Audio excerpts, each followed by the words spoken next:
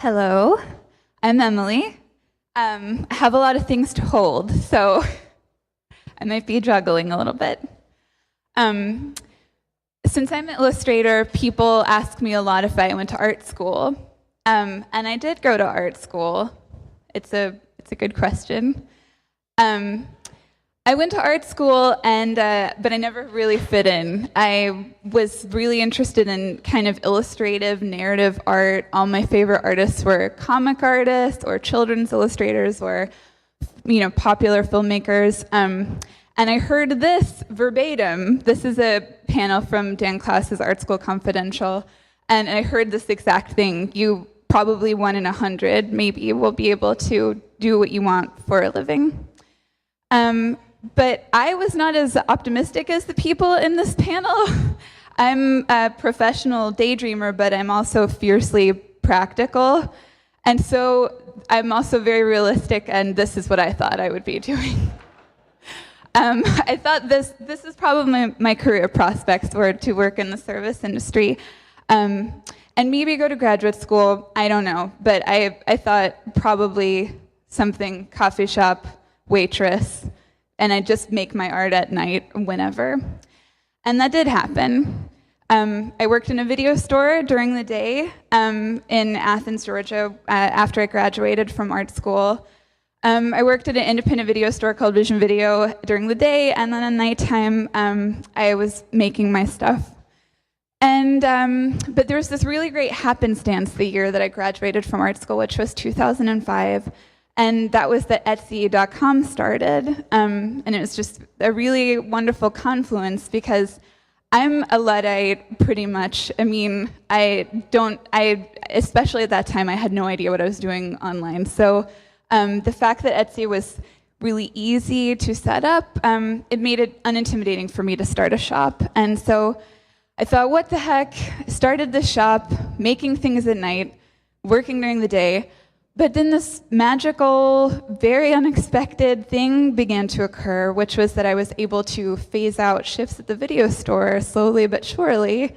And eventually, I was making my things full time. I was making my paintings, making dolls, making all the stuff that I do for a living.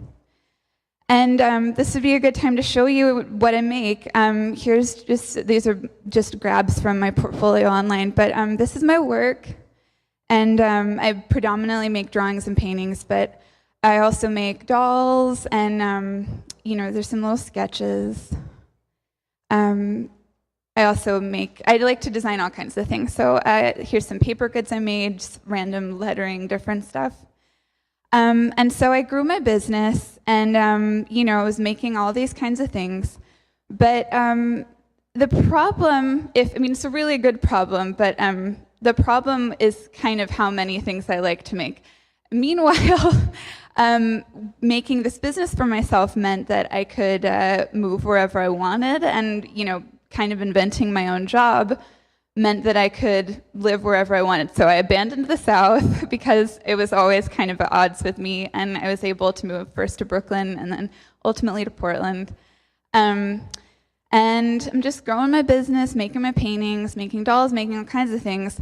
But like I said, it kind of became a little bit overwhelming because I like to do so many things, and I got to a point where I needed to kind of hone in on something that I ultimately wanted to make sure that I do, before I die.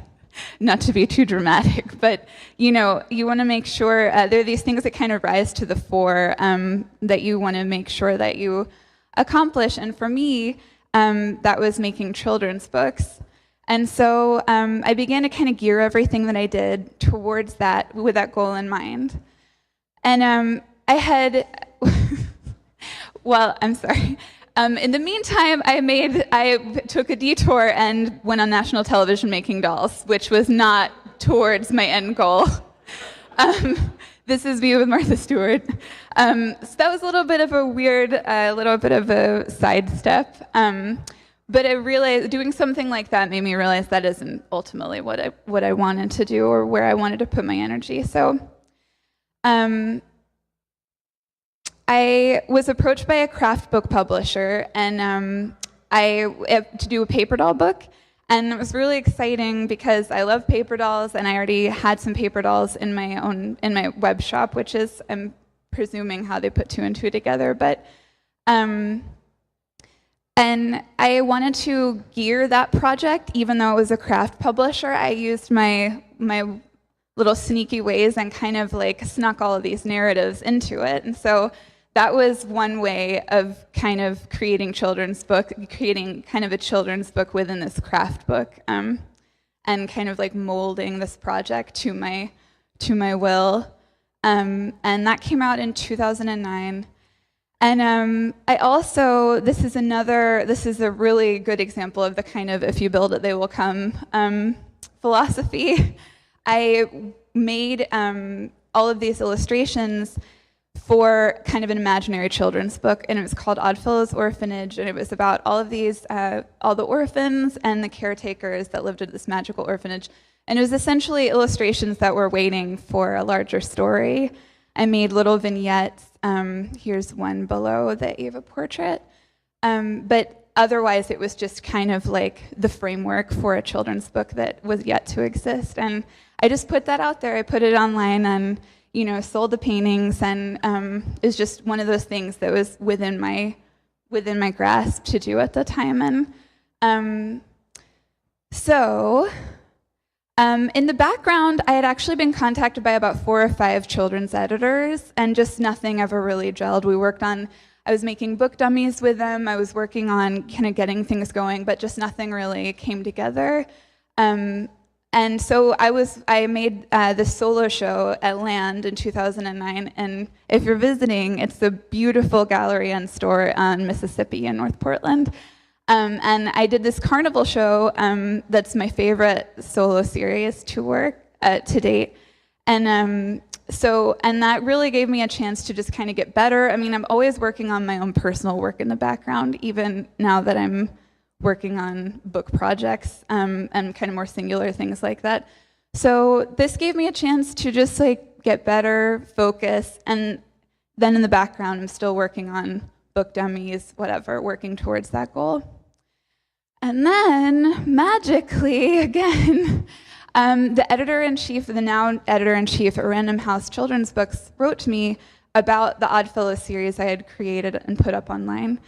And she is now my editor, and her name's Mallory Lore, and she wanted to make an actual fully realized, real book out of the Oddfellow series. And so I fleshed it out into a chapter book, and it's illustrated in graphite, and it came out earlier this year. And now we're working on another book together, but that's just it was just a wonderful example of somebody kind of doing what was in their grasp in this kind of very small way, just putting something out there and someone grasping on and then like wanting to make it, a gatekeeper kind of coming in and helping you to make it real and make it the fully formed thing you wanted it to be. So now, currently, I just keep up. Here's a little screen shot of my store. Just keep my store and do my personal work in the background. And I have a somewhat neglected blog. There's a little screenshot of it. And then currently I'm working on a picture book with my same editor called Dream Animals, and that'll be out next fall. And I can't share any of the final art, but these are all sketches from it, so I just wanted to share a little glimpse. And I am currently doing all the final work. It's due in like a month, so that's like all of my efforts are going there right now. But yeah, this is all just to say that I'm a misfit. I was a misfit, and when I was in art school, the reason I thought I would have to work in a coffee shop is because I didn't think that there was I could make a place for myself. But we live in a time where any misfit can make a place for themselves and invent their own job with, like bravery and love and tons of hard work, emphasis on the hard work. You can make that seemingly imaginary thing real. And the thing that I wasn't banking on and that I didn't really understand when I was thinking coffee shop, grad school, whatever, these are the only options, I didn't realize that the alchemy that makes your imaginary thing real is the audience. And when I found that alchemy, you know, these little people from, a few people from here, a few people from here, a few people from countries I've never visited and maybe will never visit, you know, people from all over the world coming together to like make your thing real. That's, in the Velveteen Rabbit, that's kind of the thrust of the story, is that love makes you real. And it might sound a little dramatic to say about, you know, your internet audience or, you know, your customers, but in a way, they do make you real. And so be brave, misfits, find your audience, make your imaginary thing real, and thank you very much.